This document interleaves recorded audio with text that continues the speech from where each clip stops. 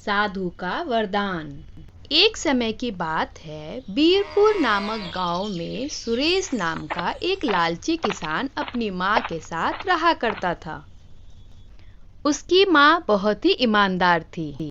वह अपने बेटे को हमेशा समझाया करती, भगवान ने हमें जितना दिया है हमें उसी में संतुष्ट और खुश रहना चाहिए। पर वह माँ की बातों को अनसुना कर चला जाता। एक दिन की बात है, सुरेश खेत की ओर जा रहा था। तभी उसने देखा गांव के सभी लोग खड़े होकर एक ऋषि मुनि की बात कर रहे हैं, जो कि चमत्कारी बाबा हैं। क्या तुम्हें पता नहीं है, इस गांव में एक चमत्कारी साधु आए हैं। अरे वह तो कोई ढोंगी बाबा होंगे जो तुम लोगों को बेवकूफ बना रहे हैं। नहीं नहीं, ऐसा नहीं है। मैं तो उनके चमत्कार को अपनी आंखों से देख कर आ रहा हूँ। अच्छा ऐसा है, कहाँ बैठे हैं ये साधु बाबा? गांव के पीछे बरगद वाले पेड़ के पास में ही बैठे हैं वह साधु बाबा। चलो ठीक है, मैं भी उस चमत्कारी साधु से मिलकर आता हूँ। और वह साधु से मिलने चल पड़ा। वह जैसे ही उनके नजदीक पहुंचा, उसने देखा वह चमत्कार कर लोगों की सहायता कर रहे हैं। यह देखते ही चालाक सुरेश ने सोचा, क्यों ना मैं भी इनके चमत्कार के द्वारा और भी धन कमा लूं, फिर आराम से बिना मेहनत किए दिन बिताऊंगा। यह सोच वह साधु के पास गया। साधु के पास जाकर उसने कहा, बाबा अब कौन है और आप इस गांव में क्यों आए हैं? साधु ने कहा, बालक मैं एक सन्यासी हूँ। मुझे लोगों की सहायता करने से प्रसन्नता मिलती है। मैं लोगों की भलाई करने निकला हूँ। यह सुनते ही सुरेश मन ही मन सोचा, वाह क्या बात है, आज तो इस साधु का फायदा उठाया जाए।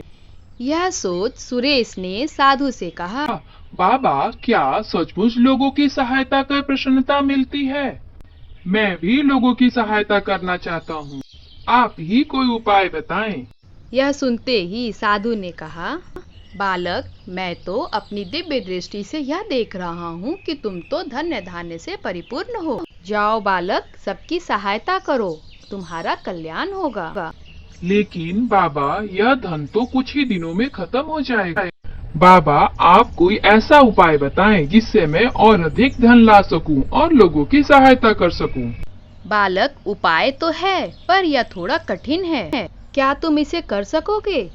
बाबा आप चिंता न करें, आप मुझे उपाय बताएं, मैं हर काम करने को तैयार हूँ। ठीक है बालक, तो सुनो। आज मैं तुम्हें 2 मंत्र बताऊंगा। जब भी तुम्हें लोगों की सहायता के लिए धन चाहिए होगा, तुम पहले मंत्र का उच्चारण करना। इस मंत्र को बोलते ही तुम में उड़ने की शक्ति आ जाएगी। तब तुम कहना, हे शक्ति मुझे पूर्व दिशा में रखे खजाने के पास ले चलो। यह शक्ति तुम्हें उस खजाने के पास ले जाएगी। तुम्हें यह खजाना हर दिशा में रंग बिरंगे फूलों के पेड़ के नीचे मिलेगी।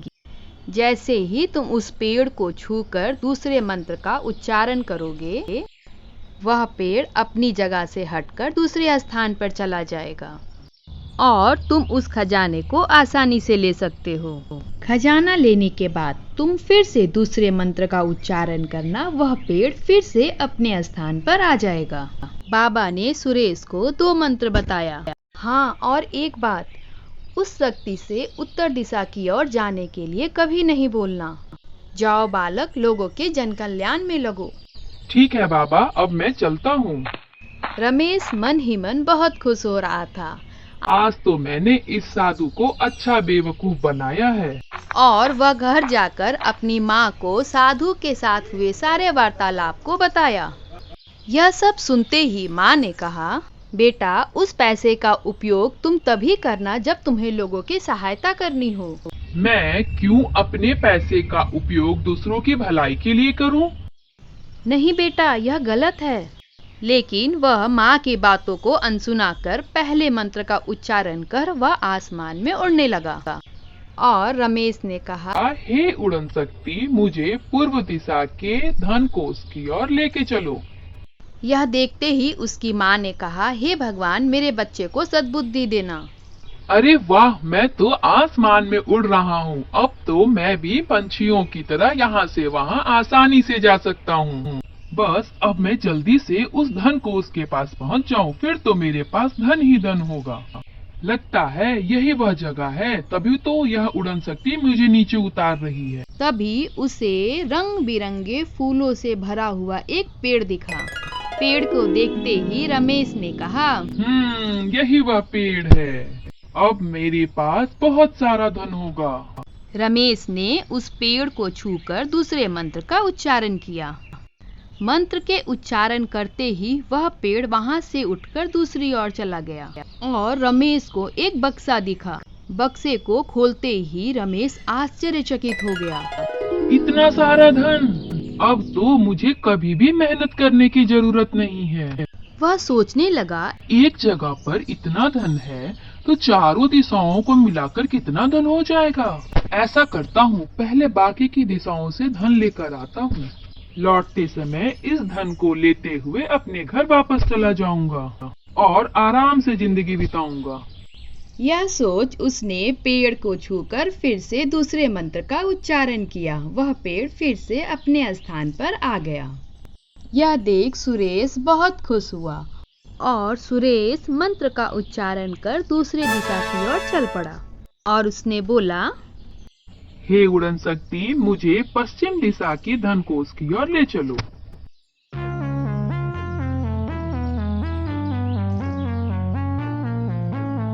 अरे वह देखो, वह रंग बिरंगे फूलों वाला पेड़। तभी मैं नीचे की ओर जा रहा हूँ। और फिर से उसने पेड़ को छूकर दूसरे मंत्र का उच्चारण किया और पेड़ अपनी जगह से हटकर दूसरे स्थान पर चला गया।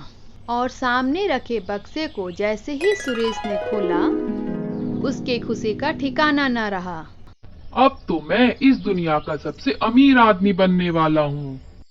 फिर उसने सोचा, पहले मैं दक्षिण दिशा के धन कोष से धन लेकर आता हूँ, फिर इन सारे धन को एक साथ इकट्ठा कर वापस अपने घर चला जाऊंगा। यह सोच उसने फिर से पेड़ को छूकर मंत्र का उच्चारण किया और पेड़ फिर से वापस अपने स्थान पर आ गया और वह पहले मंत्र का उच्चारण कर आसमान में उड़ने लगा। और उसने कहा, हे उड़न शक्ति, मुझे दक्षिण दिशा के धन कोष की ओर लेकर चलो।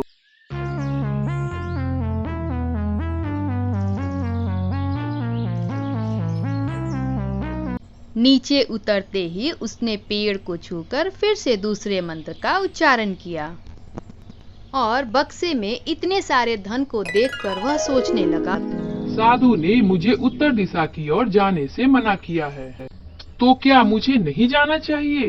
कहीं ऐसा तो नहीं वहाँ इससे भी ज्यादा धन हो और वहाँ का सारा धन बाबा ने अपने लिए रखा हो? नहीं, मुझे उत्तर दिशा के धन कोष को भी जाकर देखना चाहिए। खजाने को पेड़ के नीचे छुपाकर उत्तर दिशा की ओर चल पड़ा और देखते ही देखते थोड़ी ही देर में सुरेश उत्तर दिशा की ओर पहुंच जाता है। अरे यह क्या? यह उड़न शक्ति मुझे इस महल के द्वार पे क्यों उतारी है? क्या वह फूलों से हरा भरा पेड़ इस महल के अंदर है? चलो चल के देखता हूँ। यह सोच वह महल के अंदर चला गया। महल के अंदर जाते ही वहाँ उसे एक बूढ़ा व्यक्ति मिला। उसने उस बूढ़े व्यक्ति से पूछा, क्या इस महल के बागीचे में रंग बिरंगे फूलों से भरा एक पेड़ है? सुरेश की बात सुनते ही वह बूढ़ा व्यक्ति हंसने लगा।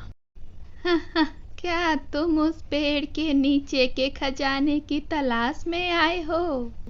हाँ, आपको कैसे पता? अब तो तुम इस महल में कैद होकर रह जाओगे। कैद? वो कैसे? मैं भी धन की लालच में इस महल में आया था और इसी महल में कैद होकर रह गया। इस महल का नियम है, जब तक दूसरा धन लोभी व्यक्ति इस महल में नहीं आए, तब तक पहला व्यक्ति इस महल से मुक्त नहीं हो सकता। अब तुम इस महल में फंस गए हो। जब तक कोई दूसरा व्यक्ति नहीं आएगा, तुम आजाद नहीं हो सकते। मैं चलता हूँ, अपना ध्यान रखना। बेचारा सुरेश अपनी माँ और साधु की बात को याद कर रोने लगा। भगवान ने हमें जितना दिया है हमें उसी में संतुष्ट और खुश रहना चाहिए। उस शक्ति से उत्तर दिशा की ओर जाने के लिए कभी नहीं भूलना। आज मैं धन की लालच में इस महल में कैद होकर रह गया। इस कहानी से हमें यह सीख मिलती है, लालच बुरी बला है।